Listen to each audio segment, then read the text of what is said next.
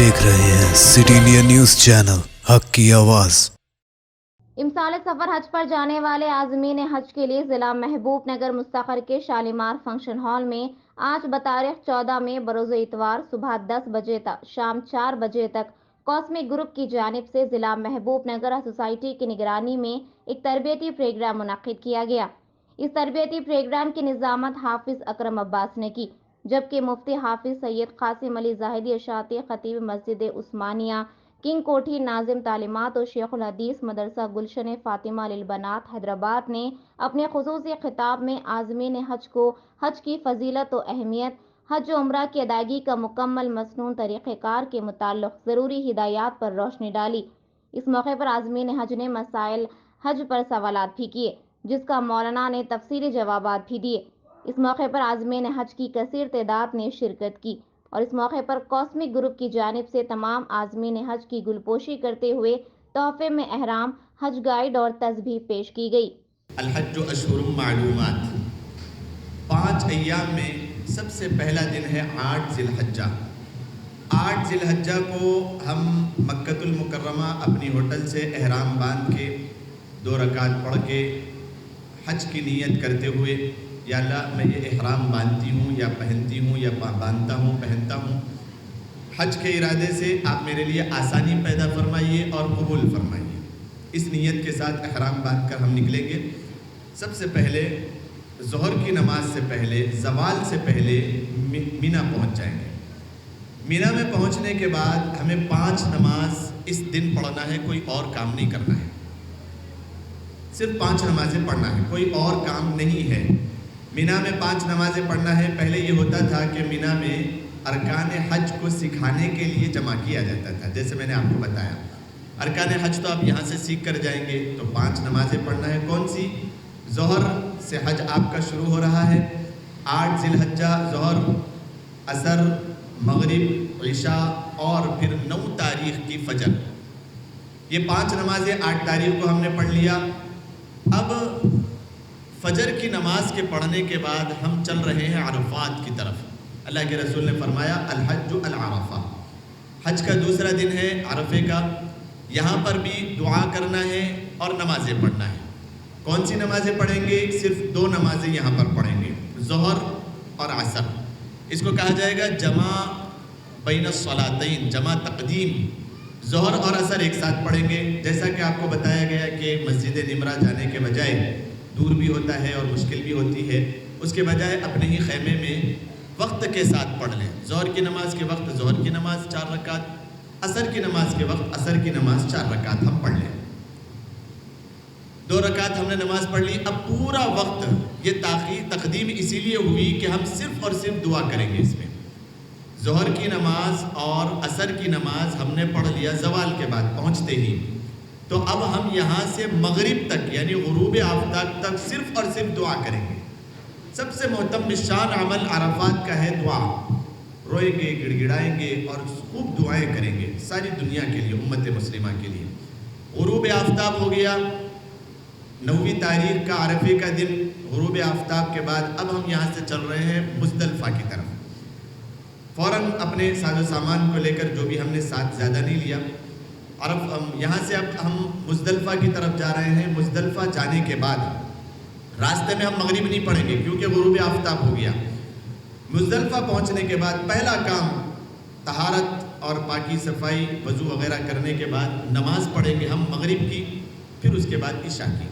दोनों एक साथ पढ़ेंगे। मगरिब की नमाज़ हम पढ़ लेंगे एक ही अज़ान और एक ही इक़ामत के साथ। मगरिब की अज़ान होगी, तकबीर होगी, मगरिब की नमाज़, फिर इशा की नमाज़। मगरिब और इशा पढ़ने के बाद कोई और काम नहीं है, अब यहाँ पर सो जाना है। अल्लाह के रसूल सल्लल्लाहु अलैहि वसल्लम ने फरमाया ये इतनी बड़ी रात है कि मैंने अक्सर दुआएं मांगी अरफ़ात के मैदान में। अल्लाह तबारक व तआला ने मेरी सारी दुआएं कबूल फरमाई, एक दुआ को छोड़ दिया। मैंने मुज़दलिफ़ा आकर उस रात में फिर दुआएं की। अल्लाह तबारक व तआला ने वो दुआ जो अरफ़ात में कबूल नहीं हुई थी, उस दुआ को भी मुज़दलिफ़ा की रात में कबूल फरमा दिया। तो अब मुज़दलिफ़ा की ये रात भी बड़ी मोहतम शान रात है। मगरिब इशा पढ़ना है, आराम करना है। अल्लाह के रसूल ने तहज्जुद भी ख़ास तौर पर नहीं पढ़ा था। अब यहाँ पर कब तक हम रहेंगे? یہاں پر ہم فجر کے بعد تک رہیں گے. رات بھر آرام کرنا ہے. جس کو دعائیں کرنا ہو, تلاوت کرنا ہو, قرآن پڑھنا ہو, جو کام اپنا کرنا ہو, بہتر یہ ہے کہ آرام کر لے, کیونکہ 10واں دن ہمارے حاجیوں کے لیے 30را دن اور 10 ذی الحجہ یہ بڑے کام والا, مصروفیت والا, مشغولیت والا دن ہے. اسی لیے آرام کر کے تیار ہو جائیں. 10 تاریخ کو فجر کی نماز کے بعد کچھ دیر وقوف کریں گے ہم مزدلفہ میں. ابھی نہیں نکلیں گے, فوراً نماز پڑھتے ہی گڑبڑ میں نکلنا نہیں, واجب ہے ٹھہرنا. ایک آدھا گھنٹہ, پون گھنٹہ, 1 گھنٹہ, 20 منٹ, 25 منٹ, جو بھی ہے آپ تھوڑی سی دیر وقوف کریں گے. خالی ٹھہرنا واجب ہے. ٹھہریے, دعا کر لیجئے, استغفار کی کثرت, درود کی کثرت, جو کرنا ہے آپ. اب 10 ذی الحجہ ہے. اب یہاں سے آپ نکل رہے ہیں 4 کام انجام دینے کے لیے مینا کی طرف. پھر مزدلفہ میں فجر کی نماز پڑھنے کے بعد کچھ دیر آپ نے وقوف کیا. اب یہاں سے سیرا وقوف کے بعد مینا چل رہے ہیں آپ. مینا میں جانے کے بعد 4 کام کرنا ہے. 3 تو پیدر پہ ہے, یعنی ایک کام کے بعد دوسرا فوراً, پھر تیسرا فوراً, اور ترتیب بھی ہے. اور ایک جو کام ہے 4 میں سے وہ ہم کیسا بھی کر سکتے ہیں. کیا کام ہے؟ زیادہ کام 10 تاریخ یعنی عید کا دن, اللہ تبارک و تعالیٰ نے عید کی نماز کو معاف قرار دے دیا. ابھی عید کی نماز نہیں پڑھنا ہے. مینا پہنچتے ہی سب سے پہلا کام ہم کریں گے رمی جمار. رمی جمار ہم کر لیں گے. اس کے بعد دوسرا کام ہوگا قربانی. قربانی ہماری ہو جائے گی. جو وقت اگر ہم حج کمیٹی سے جا رہے ہیں, جو وقت انہوں نے متعین دے دیا, آپ یقین کر لیں کہ وہ ہو گئی. علماء نے لکھا کہ اگر آپ کی قربانی نہ بھی ہوئی ہو تو آپ کے لیے فیصلہ یہ ہے کہ قربانی ہو گئی. اب آپ کو مشکل اور پریشان ہونا نہیں ہے کہ میری قربانی ہوئی نہیں ہوئی. جو وقت آپ کو دیا تھا وہ وقت آپ سمجھ لیں, بس یقینی طور پہ ہو جاتی ہے. قربانی ہونے کے بعد تیسرا کام اب ہے حلق کرنا. مصروفیت والا عمل ہے. پہلا کام ہم نے کیا رمی جمار, جمرہ عقبہ, جس کو کہا جائے گا بڑا شیطان, شیطانوں کا سردار, اس کو کنکری مار لی ہم نے. پھر دوسرا کام ہم نے قربانی کا کر لیا, وہ تو صرف انتظار کرنا ہے, جا کے کرنا نہیں ہے. تیسرا کام حلق کرنا ہے. حلق کرنے کے بعد اب چوتھا کام ہمارے لیے جو رہ گیا وہ طواف زیارت ہے. اکثر لوگ چلے جاتے ہیں اس دن, کیونکہ وقت ہونے کے باوجود بھیڑ اتنی ہوتی ہے کہ جانا مشکل ہے. تو بعض لوگ اس طریقے سے کرتے ہیں کہ ہم کل کر لیں گے. کر سکتے ہیں مفتی صاحب, کیا طواف زیارت ہم 11 تاریخ کو کر سکتے ہیں؟ ضرور کر سکتے ہیں, کوئی مسئلہ نہیں ہے. مفتی صاحب ہم طواف زیارت 12 تاریخ کو کر سکتے ہیں؟ ہاں ضرور کر سکتے ہیں, کوئی مسئلہ نہیں ہے. طواف زیارت یہ آخری عمل ہے. ابھی قربانی کرانے کے بعد حلق ہو گیا, حلق کے بعد تکمیل نہیں ہوئی, احرام سے ابھی اتنا فارغ نہیں ہوئے کہ ہم جو ہے نا باقی اور چیزیں جو ہمارے اوپر احرام کی وجہ سے حرام ہوئی تھی وہ حلال نہیں ہوئی. ابھی آپ کی تکمیل کے لیے طواف زیارت باقی ہے, جو کہ فرض ہے.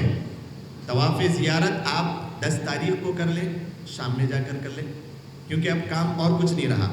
رمی جمار ایک ہی جمرہ عقبہ کو رمی کرنا ہے, باقی اور کسی جمرے کو 10 تاریخ کو نہیں کرنا ہے. رمی جمار پہلا کام, قربانی دوسرا کام, حلق تیسرا کام. پھر اب ہم چلیں گے طواف زیارت. یہ دن بھی آپ کا تکمیل ہو گیا. اور یہ 3 کام میں ترتیب ضروری ہے, ایک کام میں ترتیب ضروری نہیں ہے.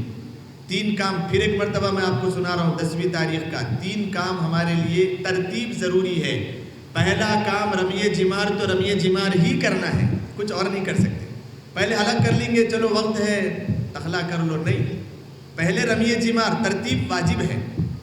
رمی جمار, دوسرا کام ہمارا جو ہے وہ حلق کرنا ہے, تیسرا کام ہمارا, دوسرا کام قربانی, تیسرا کام حلق.